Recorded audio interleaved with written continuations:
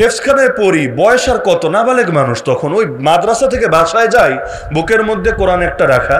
আমাদের ওখানে সিলেটে স্বাভাবিক যাতায়াতের জন্য আমরা হয়তো সিএনজি, মানে রিজার্ভ করা লাগে না, সিলেট ওই লাইনের সিএনজি চলে, সিএনজি অথবা বাস, এই দুইটা দিয়ে যেতাম বেশিরভাগ সিএনজিতে।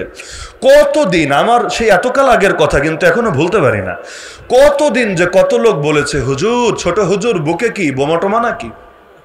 বাংলাদেশে জুলুম হয়েছে ভালো কথা, কিন্তু জুলুমের পথ খুলে দিয়েছে কারা?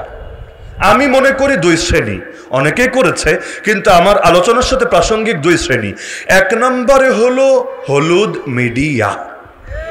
রাজাকার মানে দাড়ি টুপিওয়ালা লোক, রাজাকার মানে পাঞ্জাবি পরা টাইপের একটা লোক, এইরকম থিম, এইরকম একটা চিত্র এই দেশের মানুষের মগজে কারা ঢুকালো আমারে বলেন?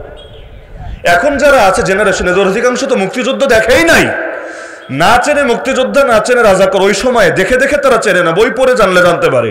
কিন্তু এই যে মিডিয়ায় দেখিয়ে দেখিয়ে দেখিয়ে দেখিয়ে দেখিয়ে দশকের পর দশক ধরে মানুষের ব্রেইন ওয়াশ করা হলো, মগজ ধোলাই করা হলো। এমনকি হুজুর মানি জঙ্গি বা জঙ্গিবাদের ব্যাপারে সফট কর্নার রাখে, এইরকম একটা বয়ান তৈরি করা হয়েছে নাকি হয়নি?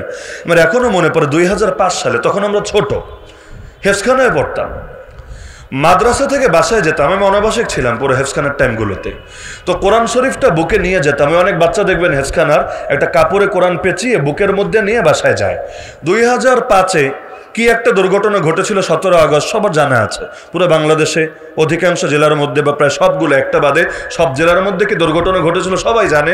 এবং এটা বাংলাদেশে যে ইসলাম পন্থার বড় ক্ষতি করেছে, এটাও যে কেউ বুঝবে, যে কেউ বুঝবে। কিন্তু যেই প্রসঙ্গে কথাটা টানলাম, হেফজখানায় পড়ি, বয়স আর কত, নাবালেগ মানুষ তখন। ওই মাদ্রাসা থেকে বাসায় যাই, বুকের মধ্যে কোরআন একটা রাখা। আমাদের ওখানে সিলেটে স্বাভাবিক যাতায়াতের জন্য আমরা হয়তো সিএনজি, মানে রিজার্ভ করা লাগে না, সিলেট ওই লাইনের সিএনজি চলে, সিএনজি অথবা বাস, এই দুইটা দিয়ে যেতাম বেশিরভাগ সিএনজিতে। কতদিন, আমার সেই এতকাল আগের কথা কিন্তু এখনো ভুলতে পারি না, কতদিন যে কত লোক বলেছে, হুজুর, ছোট হুজুর, বুকে কি বোমা টোমা নাকি? অথচ এটা দেখলে কে না বোঝে এটা আল্লাহর কালাম, কোরআন। যে বলছে সেও কোনো কাফের না, কোনো হিন্দু না, কোনো খ্রিস্টান না, একজন মুসলমান। কিন্তু একটা টিটকারি মেরে ছোটবেলার কথাগুলো কিন্তু দিলে একটু বেশি লাগে, স্মরণেও বেশি থাকে। সে 2005-এর কথা 2025-এ এসে ভুলতে পারি নাই, কোনোদিন ভুলতে পারবো কিনা আমি জানি না। এখনো এর অপমান বোধ ভেতরে কাজ করে যে আমি কোরআন নিয়ে মাদ্রাসা থেকে বাসায় যাবো, বাসা থেকে মাদ্রাসায় আসবো, এখানেও আমাকে জঙ্গিবাদের ট্যাগ শুনতে হবে কেন? স্কুলের ছেলেকে তো বলছে না, অন্য লাইনের ছেলেকে তো বলছে না, আমাকে কেন বলছে?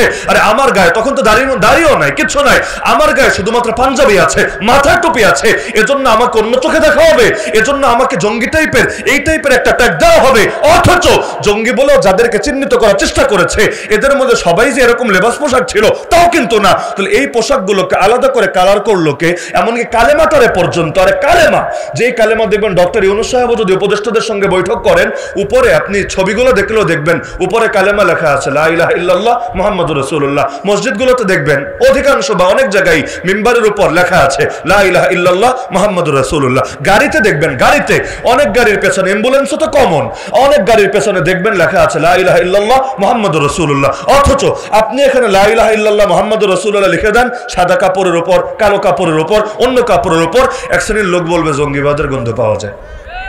এই কালেমার মধ্যে জঙ্গিবাদ ঢুকে গেল। রংধনুর 6 রং, যেটা 7 রং না, রংধনুতে 7 রং, আর ওই যে সমকামীদের 6 রং, ওগুলো আঁকলে কেউ খারাপ বলবে না। ব্রাজিল, আর্জেন্টিনা, ইন্ডিয়ার পতাকা উড়ান, কেউ খারাপ বলবে না। খালি কালেমাটা দেখলেই চুলকানি শুরু হতে দেরি হবে না। বলবে হুজুর অমুক দল ব্যবহার করে কালেমা, এজন্য কালেমা বলা যাবে না। তো অমুক দল যা করে তা করা যাবে না? মানুষ, এটাই সত্য। অমুক দল যা করে সেটা করা যাবে না। অমুক দলের লোকেরা মুসলমানই করে, তুই জোড়া লাগাই আন। অমুক দলের লোকেরা নামাজ পড়ে, তুই নামাজ বাদ দে। অমুক দলের লোকেরা বিয়া শাদী করে, তুই চিরকুমার হয়ে থাক।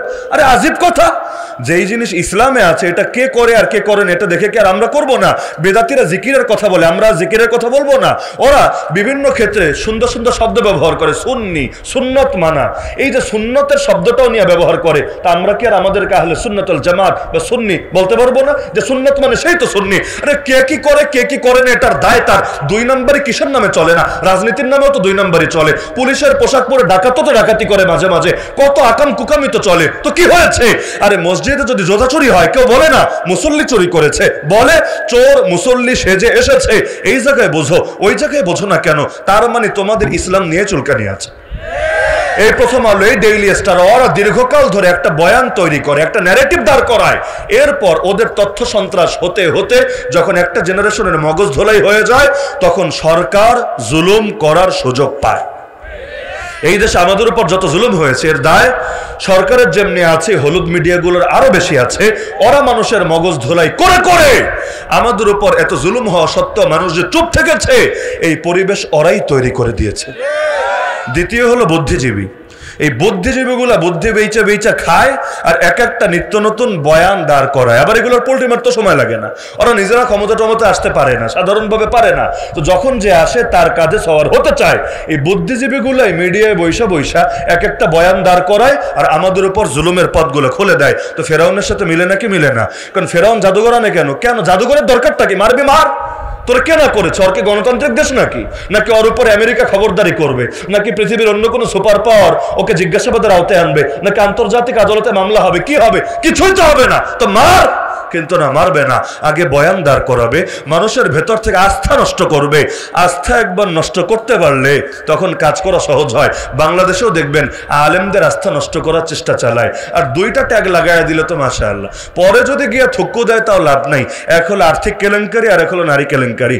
যদি কারো নামে লাগে, যদি পরে প্রমাণিত হয় ভুয়া, তারপরও ক্ষতি যা হওয়ার তা তো হয়েই গেছে এবং আস্থায় মানুষের ঘাটতি দেখা দিয়েছে।